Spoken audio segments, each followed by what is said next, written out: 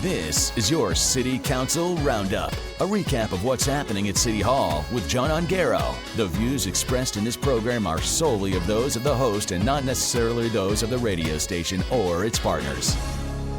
Well, City Council got underway right on time last night, but again, sadly, those of us watching it on TV, specifically T-Baytel, had our usual issues. The voice was 3 seconds off of the video, making it tough to watch. It was kind of like watching a foreign film again. But watching it online seemed to be a bit better. But we'll add it to the scorecard. We'll just keep hoping that with the money spent on the high-definition system in there a few years ago, we'll get the audio right eventually. The meeting started with councillor announcements, as it usually does, ward meetings, etc. Then this announcement from Councillor Trevor Gertuga. Councillor Gertuga, please. Thank you, Mr. Chair. Well, I have actually an unfortunate and very embarrassing announcement to make, but staying true to my ideals of transparency and openness to the public for the past 24 years, I do owe an explanation. Back in June, myself and my brother Warren Gertuga had an argument in which my brother chose to escalate the issue to be physical in nature. The reason I'm stating this is because months later, my brother Warren fabricated the events of the night to the United Police, in my opinion, to weaponize the judicial system by pursuing an assault charge against me. To his words, to make me pay and ruin my reputation. So I want the public to know and colleagues to know my name will be on the court docket next week. Again, this was an issue between two brothers that many have experienced, but I haven't heard of one that has gone to the point of pursuing charges, especially when the incident could be compared to a grade school wrestling match. But I'll have my day in court where the entire circumstances will come out, and I believe I'll be vindicated. But I just want the public to know, so there's no rumors out there on what this was. It was simply, not simply, but it was an issue between two brothers, siblings, and a family issue that should have stayed in the family but hasn't. So, anyways, I apologize. And the real victim here is actually my mother, who's gone through so much. But anyways, thank you, Mr. Chair. Thank you, Councillor. So we have to give credit to Councillor Gertuga. That could not have been easy. And at the end of the day, it's really none of our business what happened at his house or with his family. But it took an awful lot of guts for him to make that announcement. And it was the right thing to do with social media the way that it is these days. And all of the keyboard warriors, they would have had a heyday with this when seeing his name on the court docket next week. But for the councillor to get ahead of this and get the story out before rumors began to run rampant, especially on social pages, was a smart thing to do. Next on the agenda, the library CEO brought up updates from the library to bring awareness and developments happening at the library. It included details about various partnerships, including with the symphony and with the public and Catholic school boards, including their work to get all students automatically enrolled and receiving library cards as soon as they get to kindergarten. The hours of the library are going to change, too, in the new year. There's some new hours of operation. Currently, they're open 9 to 5. But in the new year, it'll be 7 days a week and 4 evenings a week. Official announcements on those hours to come in the new year. Now, on to crossing guards. You're getting 4 new ones. Yay! Marlborough Street in front of a Cole-Grant Morgan Public School. Rockwood Avenue behind a Cole-Grant Morgan Public School. Mary Street at Georgina Avenue and Woodcrest Road at Pioneer Drive. The cost, $27,900. That's included with their wages of the crossing guards. That's going into the 2025 budget. Next, I was waiting for this portion of the meeting all week as I tend to pay far too much attention to what's happening at the waterfront and the marina. The Waterfront Development Committee presented a request to City Council to allocate funding in the 2025 budget to support the bold vision of the Waterfront Development Committee. Whatever that means, the Waterfront Development Committee has requested funding from Council to support its 2024 to 2026 action plan. That's things like the new festival area and et cetera, et cetera. The plan focuses on developing and utilizing waterfront properties, etc. Now, the Waterfront Development Committee has been engaging with all kinds of stakeholders since 2022, including community organizations, museums, city departments, to gather all kinds of input on the waterfront development initiatives. The plan with the Waterfront Committee needs about $150,000 from the 2025 operating budget. $150,000, a brand new expense. Another $150,000 for a committee headed by Councillor Andrew Folds. Then the questions began. Administration went on to say that if this $150,000 goes in, something has to come out. Because remember, your councillors voted a 3.8% tax increase. The more you add, the more needs to be cut. The mayor went on to say that work can be done within our current parks and rec budget. Now's not the time to spend money.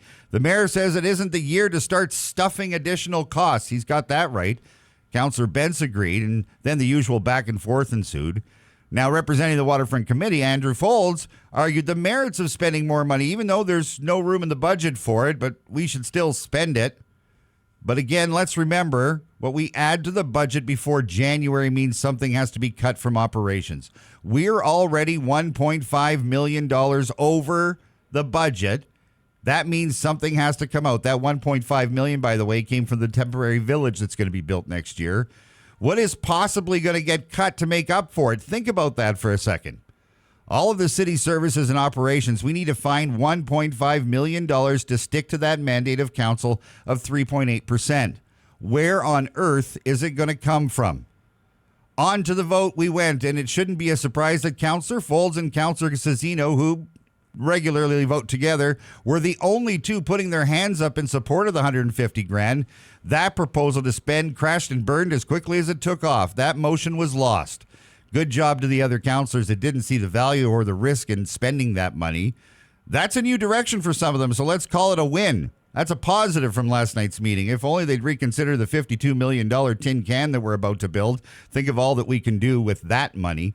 Finally on the agenda, the independent review of the city's animal services. This was brought forward by City Manager John Cullen all by himself. He says it's a topical item in the community. He's got that right. It's a pretty good sign that the city manager is definitely paying attention, as a variety of social media posts have been very critical of the city's animal services department, especially in the last week or two. Mainly the issue is understanding what they do and what they don't.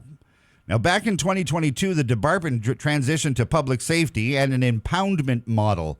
The system is under huge capacity constraints. They're busy. They're overflowing. Administration has heard a lot of conversation about the provision of services, so going forward, the Commissioner of Corporate Services will attempt to find an independent third-party expert to conduct a review of animal welfare services. In the meantime, the city manager has directed administration to immediately enhance the communications with the community as to what they are and are not taking care of as far as animal welfare is concerned. What a great step forward. Good on the city manager for paying attention to what's going on in the community and actually making an effort. Now, speaking of the city manager, a special edition of the City Council Roundup with our guest, City Manager John Cullen, will be tomorrow just after the 8 o'clock news. In our exclusive chat, we'll talk about some of the big restructuring taking place in administration that was his doing and how he thinks these changes will make council more efficient. And of course, we're going to talk about the budget. Some big cuts need to be made to meet council's 3.8% mandate. We'll see what the city manager has to say about it in our exclusive chat tomorrow morning at 8:05. The meeting last night was a quick one, 1 hour and 12 minutes, done at 7:43. All right. You had a chance probably to watch maybe some Monday Night Football. I had a good nap after that. An important meeting last night. Yeah. I will say this again, and I don't often say positives, but it was positive for them to say no to that $150,000. It's just weird that we say no to $150,000, but when it comes to with extra zeros, we're pretty quick to put our hands up. So we'll see what happens next. I like that because that is something that can also be addressed tomorrow. I got to tell you, when you told me that you set up this interview with John Cullen, I'm very excited. I'm looking forward to, number one, not only meeting him, but hearing what he has to say tomorrow. Now, I'm sure I'll get a lot of hate mail about softball questions, et cetera, because I am a fan. I think what he's done since he joined us in the summertime has been huge. There's been significant changes. It doesn't say anything about the previous city manager. It says that this is a new direction, and he seems to have a really good handle on this group. And the meetings seem to be a lot more efficient lately. So he might have something to do with that. But I was super impressed last night when I saw the addition to the agenda that came yesterday of him looking into animal welfare services. Mm-hmm. That is huge because you probably saw the Facebook posts all over the place in the last week about people calling, looking for support on stray dogs, and they want to help. They want to do all kinds of things. There's so many community groups that'll help. But there's the city component of that of What do they do? And I don't think a lot of people understand what the pound or the Animal Services Division actually does anymore. So he did a good job of explaining that last night, but good on him for starting this initiative to look into what they do and what they can do better. It's a department, a division that is not often talked about. No, so, good you to only hear that. you only call them when you need them, right? Yeah, so that's right. it is good on him for that. So I'm really looking forward to tomorrow's chat. We'll see how it goes. All right, that's just after 8 o'clock tomorrow morning. And a reminder, your City Council Roundup. For a recap, you can go to our website, 999thebay.ca. You'll find that up there in just a bit. Also, or you can text our T-Bay Tall Talk and text line, 807-344-8229. Text the word council, and the link will come right to you. All right, thank you, John. See you tomorrow.